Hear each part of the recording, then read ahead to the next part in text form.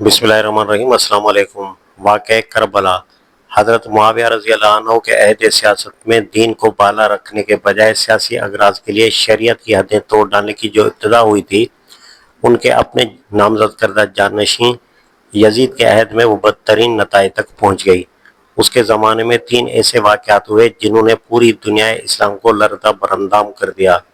پہلا واقعہ سیدنا حسین رضی اللہ عنہ کی شہادت کا ہے۔ بلا شبہ وہ اہل عراق کی دعوت پر یزید کی حکومت کا تختہ الٹنے کے لیے تشریف لے جا رہے تھے اور یزید کی حکومت انہیں برسر بغاوت سمجھتی تھی۔ ہم اس سوال سے تھوڑی دیر کے لیے قطع نظر کیے لیتے ہیں کہ اصول اسلام کے لحاظ سے حضرت حسین رضی اللہ عنہ کا یہ خروج جائز تھا یا نہیں، اگرچہ ان کی زندگی میں اور ان کے بعد صحابہ و تابعین میں سے کسی ایک شخص کا بھی یہ قول ہمیں نہیں ملتا کہ ان کا خروج ناجائز تھا اور وہ ایک فعل حرام کا ارتکاب کرنے جا رہے تھے۔ صحابہ میں سے جس نے بھی ان کو نکلنے سے روکا تھا وہ اس بنا پر تھا کہ تدبیر کے لحاظ سے اقدام نامناسب ہے۔ تاہم اس معاملے میں یزید کی حکومت کا نقطہ نظر ہی صحیح مان لیا جائے تب بھی یہ تو امر واقع ہے کہ وہ کوئی فوج لے کر نہیں جا رہے تھے، بلکہ ان کے ساتھ ان کے بال بچے تھے اور صرف 32 سوار اور 40 پیادے۔ اسے کوئی شخص بھی فوجی چڑھائی نہیں کہہ سکتا۔ ان کے مقابلے میں عمر بن سعد بن ابی وقاص کے تحت جو فوج کوفہ سے بھیجا گئی تھی اس کی تعداد 4000 تھی۔ کوئی ضرورت تھی کہ اتنی بڑی فوج اس چھوٹی سی جبہے سے جنگی کرتی اور اسے قتل کر ڈالتی؟ وہ اسے محصور کر کے بآسانی گرفتار کر سکتی تھی۔ پھر حضرت حسین رضی اللہ عنہ نے آخر وقت تک میں جو کچھ کہا تھا وہ یہ تھا کہ یا تو مجھے واپس جانے دو یا کسی سرے کی طرف نکل جانے دو یا مجھ کو یزید کے پاس لے چلو، لیکن ان میں سے کوئی بھی بات نہ مانی گئی اور اصرار کیا گیا کہ آپ کو عبید اللہ بن زیاد کوفہ کے گورنر ہی کے پاس چلنا ہوگا۔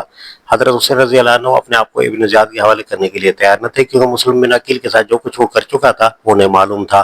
آخرکار ان سے جنگ کی گئی۔ جب ان کے سارے ساتھی شہید ہو چکے تھے اور وہ میدان جنگ میں تنہا رہ گئے تھے، اس وقت بھی ان پر حملہ کرنا ہی ضروری سمجھا گیا، اور وہ جب زخمی ہو کر گر پڑے تھے اس وقت بھی ان کو ذبح کیا گیا۔ پھر ان کے جسم پر جو کچھ تھا وہ لوٹا گیا، حتیٰ کہ ان کی لاش پر سے کپڑے تک اتار لیے گئے، اس پر گھوڑے دوڑا کر اسے رودا گیا۔ اس کے بعد ان کی قیام گاہ کو لوٹا گیا اور خواتین کے جسم پر سے چادریں تک اتار لی گئیں۔ ان کے بعد ان سمیت تمام شہداء کربلا کے سر کاٹ کر کوفہ لے جائے گئے، اور ابن زیاد نے نہ صرف برسر عام ان کی نمائش کی بلکہ جامع مسجد میں منبر پر کھڑے ہو کر یہ اعلان کیا کہ سب تعریفیں اللہ کے لیے ہیں جس نے حق اور اہل حق کو غالب کیا اور امیر المومنین یزید بن معاویہ اور ان کے لشکر ساتھیوں کی مدد کی اور جھوٹے کے بیٹے جھوٹے معاذ اللہ حسین بن علی اور ان کے پیروکاروں کو قتل کیا۔ پھر یہ سارے سر یزید کے بعد دمشق بھیجے گئے اور اس نے بھرے دربار میں ان کی نمائش کی۔ فرض کیجیے کہ حضرت حسین رضی اللہ عنہ یزید کے نقطہ نظر کے مطابق برسر بغاوت ہی تھے، تب بھی کیا اسلام حکومت کے خلاف خروج کرنے والوں کے لیے کوئی قانون تھا؟ فقہ کی تمام مبسوط کتابوں میں یہ قانون لکھا ہوا موجود ہے۔ مثال کے طور پر ہدایہ اور اس کی شرح القدیر باب البغاوت میں اس کو دیکھا جا سکتا ہے۔ اس قانون کے لحاظ سے دیکھا جائے تو وہ ساری کارروائی جو میدان کربلا سے لے کر کوفہ اور دمشق کے درباروں تک کی گئی اس کا ایک ایک جز قطعاً حرام اور سخت ظلم تھا۔ دمشق کے دربار میں جو کچھ یزید نے کیا اور کہا اس کے متعلق روایات مختلف ہیں، لیکن ان سب روایتوں کو چھوڑ کر یہی روایت صحیح مان لیتے ہیں کہ وہ حضرت حسین رضی اللہ عنہ اور ان کے ساتھیوں کے سر دیکھ کر عبدیدہ ہو گیا اور اس نے کہا کہ میں حسین رضی اللہ عنہ کے قتل کے بغیر بھی تم لوگوں کے اطاعت سے راضی تھا۔ اللہ کی لعنت ہو ابن زیاد پر، خدا کی قسم اگر میں وہاں ہوتا تو حسین رضی اللہ عنہ کو معاف کر دیتا، اور یہ کہ خدا کی قسم اے حسین میں تمہارے مقابلے میں ہوتا تو تمہیں قتل نہ کر رہا۔ پھر بھی یہ سوال لازماً پیدا ہوتا ہے کہ اس ظلم عظیم پر اس نے اپنے سرپر گورنر کو کیا سزا دی؟ حافظ ابن کثیر کہتے ہیں کہ اس نے ابن زیاد کو نہ کوئی سزا دی، نہ اسے معزول کیا، نہ اسے ملامت ہی کا خط لکھا۔